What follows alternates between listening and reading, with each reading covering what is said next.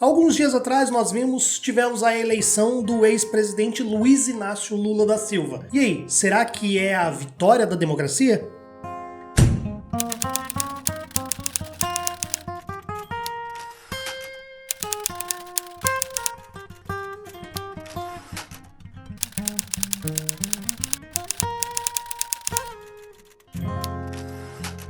Fala pessoal, tudo bem com vocês? Vamos bater um papo aqui hoje sem roteiro, sem nada, só uma conversinha sobre o nosso processo democrático, sobre as nossas instituições, sobre a eleição e sobre o futuro. Antes, aqueles recadinhos básicos de sempre. Se você não é inscrito no canal, por favor, se inscreva. Se você gostar desse vídeo, curta, compartilhe, comente. E se você quiser nos apoiar, você pode nos apoiar ou fazendo um valeu demais que tem aí embaixo, que equivale a um superchat. Você pode mandar aí um trocadinho pra gente. Você pode se tornar um membro no canal, no botão Seja Membro. As mensalidades começam a partir de R$ 2,99, ou então você pode fazer um Pix de qualquer valor para a chave que estará na descrição do vídeo e também no final, beleza? A pergunta que eu fiz no começo do vídeo tem muito a ver com a impressão que eu tenho de tudo que está acontecendo e do momento que nós estamos vivendo agora. E eu vou dizer uma coisa, a democracia, ela tá sobrevivendo, ela venceu nessas eleições, mas ela venceu com uma espécie de cheat, ela deu uma trapaceada. E não tô falando de urnas, não tô falando de nada disso não. Na verdade, ela deu uma trapaceada para equilibrar a trapaça que já vinha de um outro lado, porque a gente sabe que esses movimentos autoritários, fascistas e outras coisas nesse sentido, nunca respeitaram as regras, nunca respeitaram as instituições e sempre jogaram de uma maneira desleal, ilegal, imoral, antiética e desumana. O que eu tenho pra dizer pra vocês não tem nada a ver com urna, não tem nada a ver com processo eleitoral, não tem nada a ver com uma sentença aqui do Lula que absolveu e tal, não tem nada a ver com isso. Sentenças, elas sempre são passíveis de ser questionadas, é por isso que sempre quem julga é uma pessoa que não tem nada a ver com a situação, porque as partes envolvidas sempre vão discordar. Por exemplo, os eleitores do Lula vão achar que a absolvição dele é justa, quem não gosta do Lula vai achar que é injusto, e isso vai ser assim pra sempre, sempre foi assim, numa guarda, numa ação de contrato, de rescisão de contrato, numa condenação de um furto lá na primeira instância. Isso é absolutamente normal, isso faz parte do jogo democrático. O que não faz parte do jogo democrático, o que denota, na verdade, que as instituições, elas faliram, é a gente depender, ou a gente está salvando a nossa democracia, o fio, o restinho de democracia que nós temos, com uma ação que, na verdade, é um inquérito, que é descaradamente inconstitucional, porque se apoia num regimento interno do STF que foi feito lá na ditadura militar e que não é compatível com o texto constitucional atual, só que até hoje não foi declarado essa inconstitucionalidade de uma maneira formal, de uma maneira, né, ainda não foi julgado, né, nunca ninguém questionou isso, então continua lá vigendo, apesar de ser claramente inconstitucional. Um exemplo de algo que vigiou muito tempo, que era inconstitucional e foi declarado inconstitucional depois, foi a lei da imprensa. Então, esse inquérito do Alexandre de Moraes, ele guarda algumas relações de autoritarismo que são incompatíveis com a nossa Constituição. Mas, infelizmente,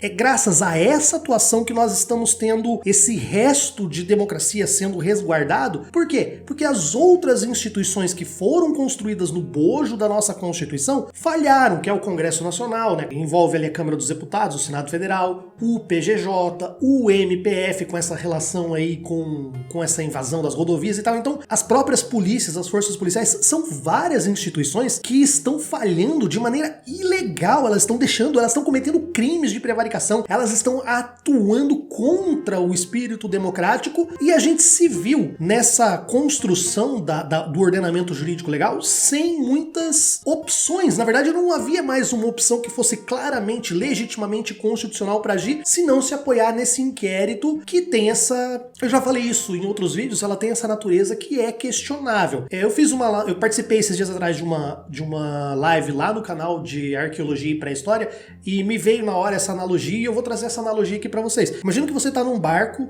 sei lá, tipo um Titanic, num cruzeiro, alguma coisa, e você tem lá uma regra, ou um barco-nação. Imagina vamos transformar esse país aqui, esse barco num país, né? Até existe plataforma de petróleo que tá querendo aí independência e tal. Mas imagina que você tá aí num barco desses que seria um barco-nação, e você tem as regras lá que, por exemplo, esse barco só pode ser reformado com madeira mogno vermelho, né? O casco dele só pode ser madeira mogno vermelho, porque o barco é inteiro de mogno vermelho. E aí você tem lá várias reservas de madeira para você ir fazendo a reforma nesse barco. Aí, de repente esse barco bate uma vez, bate duas, aí de repente ele topa aí com um grande iceberg aí, faz um rombo enorme e você não tem mais madeira de lei, madeira de mogno vermelha, para reformar o casco. Aí você tem o quê? Sei lá, quebrar as mesas, usar outros tipos, quebrar as portas internas para você salvar aquele barco que tá afundando. Aí, né, fazer o quê? Você não tem outra opção, ou o barco vai afundar. E aí nós temos muitos juristas que estão, não, pera lá, agora vocês estão fazendo algo inconstitucional, algo irregular, vocês estão usando uma madeira de uma cor que não poderia ser usada, isso é errado, isso é não sei o quê.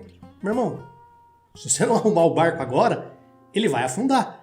Entendeu? O barco não estava pronto, ou não havia uma previsão legal dentro dessa constituição do barco que autorizasse, de repente, esse outro tipo de situação. E se você simplesmente se ater àquela regra formal, você vai afundar o barco. Nós estamos vivendo basicamente a mesma situação no Brasil. A Constituição brasileira, ela não estava pronta. Ela é diferente, por exemplo, da Constituição alemã, que prevê a legítima defesa da democracia como um instituto constitucional. E aí, quando você fala em legítima defesa, você está falando de algo que você estaria fazendo errado, mas você está fazendo em prol da defesa de alguma coisa. O que o Alexandre de Moraes e o STF, e aí a gente fala muito do Xandão e das decisões monocráticas, mas na verdade essas decisões elas cabem em recurso e elas vão pro conselho, elas vão pro plenário do STF e o STF tem endossado, ou seja, na verdade não é o Xandão tá ali com o aval do resto do STF pra tá fazendo isso. E se isso é irregular, assim como matar alguém é irregular, em algumas situações em que você mata uma pessoa, deixa de ser crime, e aí eu tenho um vídeo que explica certinho sobre o conceito de crime, porque você agiu em legítima defesa. Talvez você possa entender que todas essas arbitrariedades, entre aspas, elas são uma legítima defesa da democracia. É o ideal? Não é o ideal. Tá certo?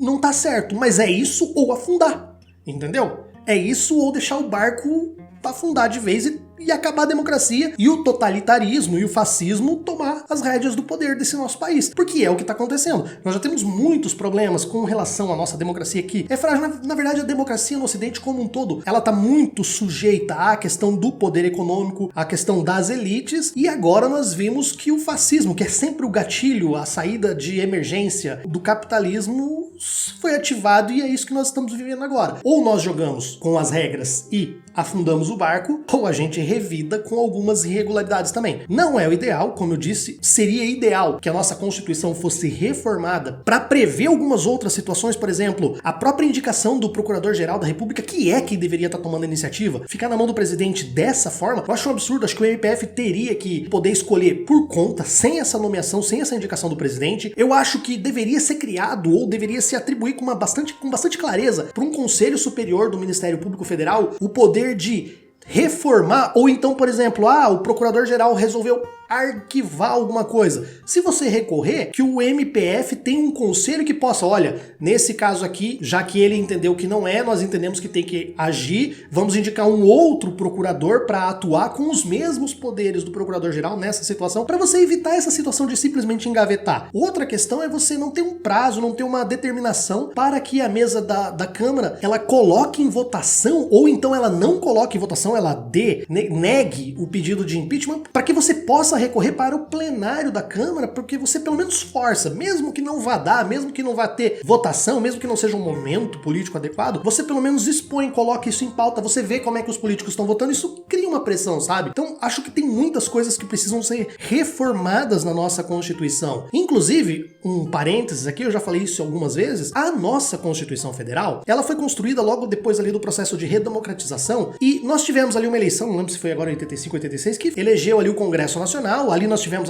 a votação indireta que elegeu o Tancredo Neves, depois acabou entrando o vice, que foi o Sarney, e ali se foi determinado, vamos criar uma nova Constituição. E ficou uma discussão, nós vamos fazer uma Constituição, nós, o Congresso Nacional, ou nós vamos convocar uma Assembleia Constituinte? E aí eles resolveram chamar para si, o Congresso Nacional chamou para si o papel de fazer essa Constituição Federal. E isso para mim é um erro, porque uma Constituinte, ela é muito mais plural, apesar de um Congresso Nacional ter representatividade, ela representar diversos segmentos da sociedade, ela é uma classe de políticos que representam outros. Então, a construção da nossa Constituição, ela foi feita por políticos profissionais que criaram uma série de regras que protegem de maneira muito forte a classe política, principalmente o poder legislativo. É por isso que o Centrão hoje tem poder. O Centrão tem muito poder, o parlamento nosso tem muito poder e o presidente, qualquer um, ele sabe, come na mão. Ele come na mão literalmente, porque há um desequilíbrio. Nesse ponto, há um desequilíbrio. O poder legislativo, ele amarra muito o poder executivo. Talvez a ideia fosse, como muitos dizem, de se fazer um parlamentarismo no Brasil, aí mudaria um pouco de figura, mas a verdade é que nós temos um presidencialismo que não tem liberdade, não tem quase discricionariedade para fazer muita coisa. Se nós tivéssemos uma Constituição que tivesse sido feita pela sociedade, por uma Assembleia Constituinte que colocasse ali representantes de todos, sabe? Representante sem terra, representante sem teto, representante do agro, representante dos povos indígenas, representante da saúde, CRM, OAB. Seria uma coisa muito mais plural, porque envolveria pessoas que não são políticos profissionais redigindo esse texto. E talvez você não teria ali tantas imunidades e tantas formas de você proteger essas pessoas da justiça, de cassação e de outras questões, entendeu? Ao mesmo tempo que você poderia, talvez, trazer um equilíbrio maior e fechar de uma maneira um pouco mais clara e nítida o que são crimes de responsabilidade, que nós temos uma lei lá de 1950, o que é quebra de decoro, porque hoje você tem, por exemplo, cassações. Eu não concordo.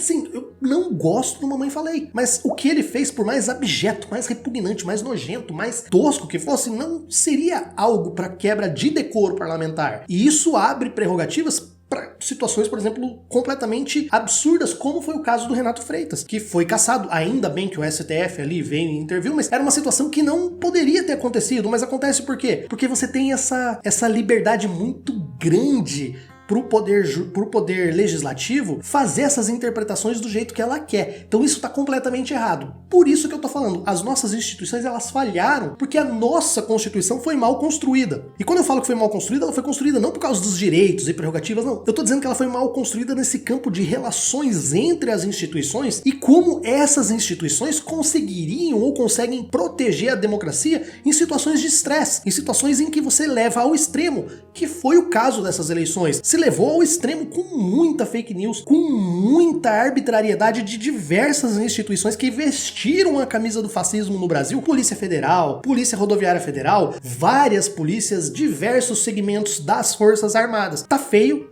e eu não consigo ter uma previsão, porque a gente precisaria sentar e de repente fazer uma nova constituinte, ou então de repente fazer uma reforma geral nessa nossa Constituição, garantindo, né, algumas coisas que a gente não pode ceder em alguns territórios. É o efeito cliquê, que eu tenho um vídeo falando sobre isso. A gente não pode retroceder nas garantias e nas conquistas sociais, mas a gente pode reformular esse equilíbrio, essa questão do pacto federativo. São muitos pontos que a nossa Constituição deixa a desejar, e se a gente não reformar, e eu acho que não vai ser reformado agora, porque o Congresso Nacional tá horrível, a gente vai continuar tendo que depender de arbitrariedades do STF. E isso não é bom, entendeu? Isso não é bom. Por mais que seja melhor essa arbitrariedade salvando a democracia, porque é sempre melhor uma democracia falha, uma democracia com problemas, é sempre melhor instituições errando do que não ter essas instituições, mas não é o ideal. O ideal, sei lá, vou deixar que vocês aí nos comentários digam o que vocês pensam que seria o ideal. Eu tenho cada vez mais me tornado marxista e socialista,